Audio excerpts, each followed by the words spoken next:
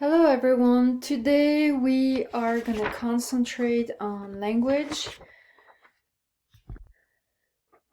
Hi, so in this presentation I will concentrate on linguistic anthropology and I will also present the various subfields of that discipline.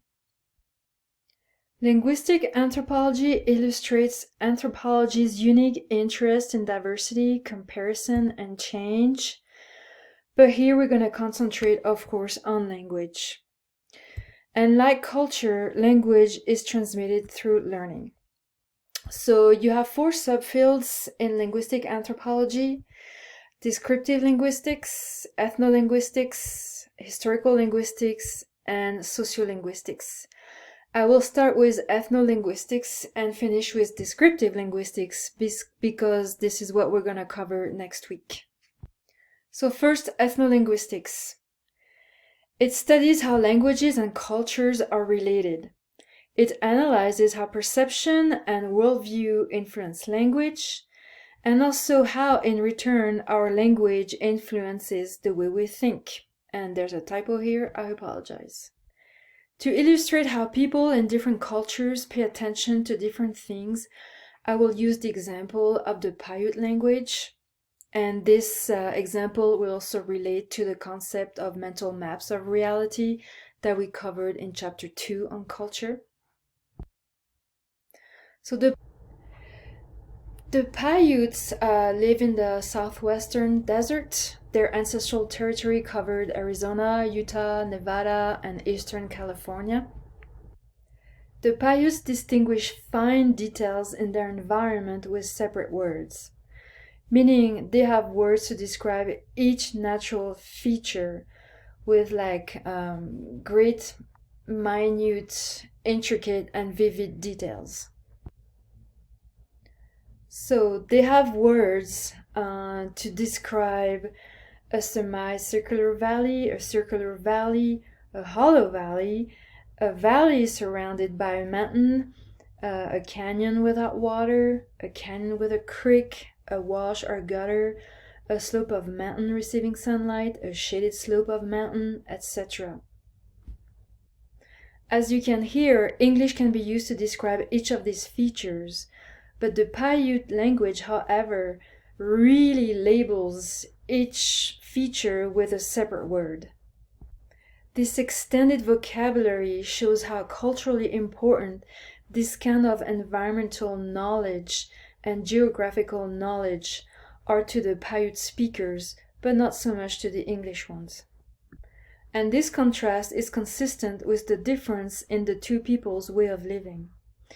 The Paiute depended on hunting and gathering in a harsh desert, and so to obtain their food, they had to make sure they could survive, and therefore that knowledge, that really intimate knowledge of their ecosystem and that sensitivity to their environment was crucial to their survival. So in this example I use, you can really see how culture and language are related. The second subfield is historical linguistics. It studies how language has developed into its present form, how a language changed over time, and how many variations were created. On this map you can see how all the Romance languages, like French, Italian, Portuguese, Spanish, all came from Latin. And not too long ago I was reading an article about how the pronoun whom might disappear from the English language, which was really interesting. So apparently people still use this pronoun when they write, but really when they are in more colloquial or informal contexts, like when they speak to one another, people seldom use it, and it's apparently vanishing from the English language. The third field is sociolinguistics. It examines dialects and styles in a single language to show how speech reflects regional and social differences. Sociolinguistics identifies, for example, regional accents, the difference between the Southern, Midwestern, New Yorker, and Bostonian accents, for example. It would also study the distribution, the range, and the frequency of these accents, but it would not stop there. There would be also a deep analysis on how these language variations reveal socioeconomic status and which one has more prestige.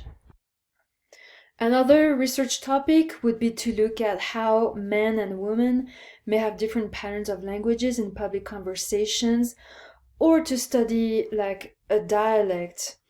For example, the African American English, which is also called the African American Vernacular English, and which is also called Ebonics, and which we will explore soon. The last section is descriptive linguistics, which you've started to read about last week in the textbook. It examines the structure of language, so it is the study of sounds, words, sentence formation, but it's also the study of symbols and gestures. So within descriptive linguistics, you find several interrelated areas of analysis. As you can see on this chart, it goes from speech sounds, which is phonetics, to the study of phonemes, phonology, the study of words, morphemes, which is morphology, and then you go to syntax, the proper order of words.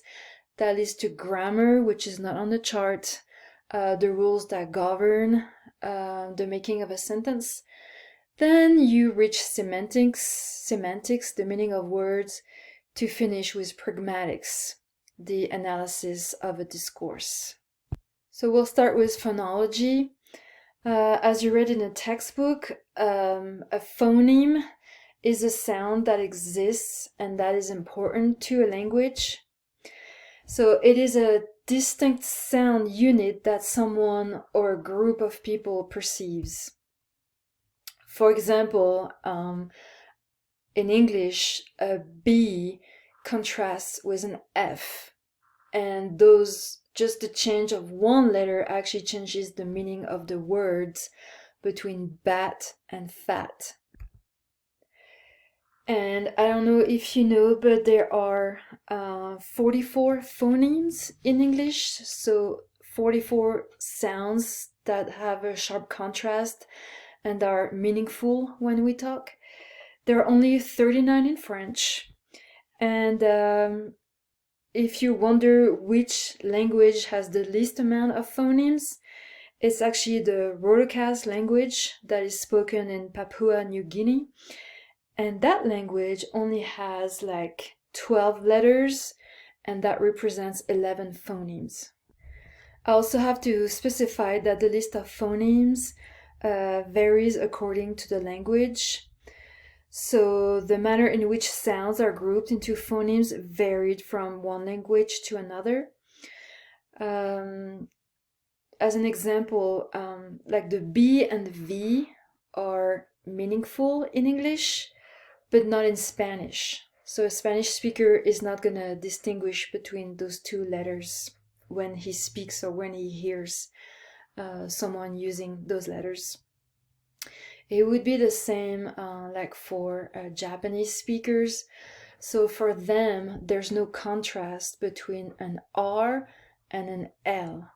And that's why, sometime, at least it happened to me, I had a Japanese person talking to me in English, and instead of saying really, he was saying rarely, because he couldn't really grasp that sharp difference between the R and the L that exist in the English language. So I'm going to conclude this presentation with the Ko phonology. The Ko language is spoken in Namibia, Botswana, and South Africa. Among linguists, that language is extremely famous because it has the largest number of phonemes. It's above 100. It distinguishes more than 80 consonants, and that includes click consonants that doesn't exist anywhere else on Earth. They have 20 vowels, and they also use two tones, the high tone and the low tone, which means that they have around 150 meaningful sounds. It is very impressive, and I will let you discover that language by watching this short video on YouTube.